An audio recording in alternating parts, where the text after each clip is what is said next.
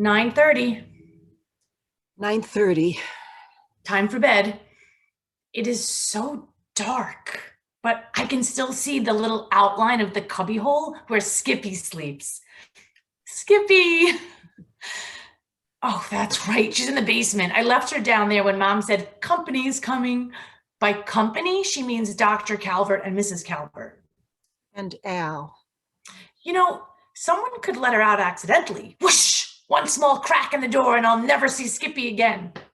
My mom says that I'll have to give her away before we move to California. Skippy cannot go on a plane. Giving her away will be hard. I don't want to think about that right now. I've never been on a plane before. Neither has my mother or my brother. I wonder what it will be like to take off from the ground in a big machine with wings. How can one plane make it all the way from Virginia to the Pacific Ocean? Well, there isn't a choice. My dad has his orders. When the USMC says go, you go. Someone downstairs is shouting and laughing. My dad is yelling out a joke. My mom is laughing the loudest. Everyone is getting drunk.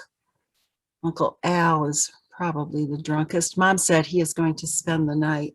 Mrs. Calvert's voice is getting real high. It's kind of weird, like a flute. Time to get under the covers with my pal, my owl called Who. Who watches over me. For example, if a bird flies in the window by mistake, he will see Who and fly away. Birds are scared of owls. Everybody knows that. Dr. Calvert and Al are here for a reason. To sign my dad's will. Right after dinner, they make a big deal about signing it. Hide in the den, shut the door. I know what's going on. I always know. There's a war, and if it lasts another year, my dad will go. Oh yeah, I hear my mom's voice, slow and calm. She might be explaining to the other grown-ups that they should put their drinks away because the evening is over. Mrs. Calvert is taking the hint, saying goodbye. Yep, I hear a car starting and sounds of tires crunching on the stones. Oh, there's a flash of light on the curtains. They're backing out of the driveway. I wonder what my mom is doing. Washing the dishes, maybe. I hear her footsteps on the stairs. At the far end of the hall, a hinge creaks. Okay, she and Dad are going to bed. Maybe Tim will be in school on Monday. That was funny when he gave me his St. Christopher medal. The other girl said it meant that we were going steady. So I gave it back to him. I don't like getting all the attention like that. Being 13 sure is confusing, you know. Not as bad as changing from 9 to 10, right? Remember that? The double digits? I don't know about you, but in shock for weeks. Just from turning 10. Double digits. No more acting like a child. She's a teenager, they say behind your back. All the way till you are 19, they will be saying that. Teenager. Sounds important. Closing your eyes is only the beginning of going to sleep. Who is watching over me? I think of a magical flying machine. Maybe a motorcycle. This cute guy is driving it. Maybe Tim. He revs the engine to let me know he's waiting right outside my window. He asks me to go on a ride into the sky. I picture how I'll hold on tight. I could soar away from this neighborhood through the clouds to see what is really on the other side. Yes, sleep. Sleep. The wind is blowing through my hair and I link my arms around his waist and it's just the two of us together in the night.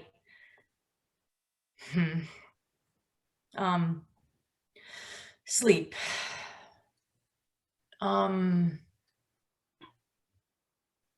What? Is someone trying to wake me up? There's a smell. It's weird, like a hand on my stomach. That can't be happening.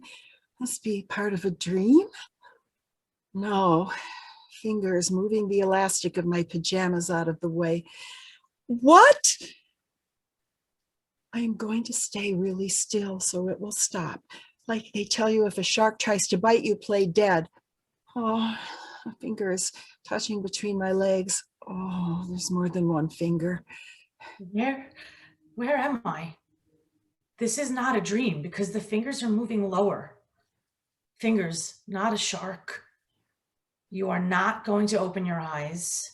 You are not. If this is a shark, you don't want to see it. Anyway, the smell is like dead rats. This is really strange, and you do not know what is going on. It's scary. How fast can you turn over? If you stay flat, it'll think you're dead. But if you turn over, you may as well say out loud, I'm alive. and then what will it do? If you open your eyes, it will be real and It can't be real. wait, is it still happening? Quick, do it. Wake up and turn on your side. No. The door did not shut. It did not open. That is because you can't hear anything. You have now completely lost the ability to hear. Do not scream. Even if you want to, bite your lower lip with your front teeth and make sure you do not scream. Okay, now. Scrunch up in a ball, pull your knees up to your chest and wrap your arms around your knees. You think the thing is gone? Don't look, no matter what. That is the one thing you cannot do. Are you awake? Make sure you know what is going to happen next. Stay in a tight ball. Your knees are in front of the elastic band, and now no one can get to it again. And link your hands together. No one can get inside the ball. It's even better if you cross your knees and pull them into your neck so you have double locked yourself. Is that going to work? Do not breathe. When those things hear you breathing, well, you know what happens next. If you have to, put a hand over your nose and pinch your nostrils together. Do it. You have to be absolutely still for it to work. Keep listening for clues. Good. Now, pretend it never happened. If you stay in a ball, maybe you can wish this away. No one can know. Anyway, you don't know what this is. You could ask your mom, but she'll be upset. Who will she tell? Your dad. That won't be good. Al is his best friend. Every time your dad sees him, he shouts, "Hey, Al," and then they laugh like it's the greatest joke in the world. Maybe your dad will say, "Why does it have to be my best friend?" What are you going to say to that? You could say to your mom, "Please don't tell him." Sure, try that. One thing is for sure, you are never going to let anyone touch you there again. Never, ever. No one, for any reason. That is not happening. Not if you are 19, not if you are 20. Oh, one more thing. Right now, it's the middle of the night. People are sleeping. You can't wake them up when they're sleeping. Everybody knows that. Everyone knows that. I am not a victim. I am not a survivor. Not a cancer survivor. Not a sexual abuse survivor. Don't call me that. Do not feel sorry for me. I will seduce as many men as I want and leave them whenever I want. No one will tell me what to do, ever. I will not be kind. I will say what I want. I take what I want. I will not see a doctor. And no, I will not return your call. If you meet me now, I will break you. No, I am not a victim. No, I am not a victim.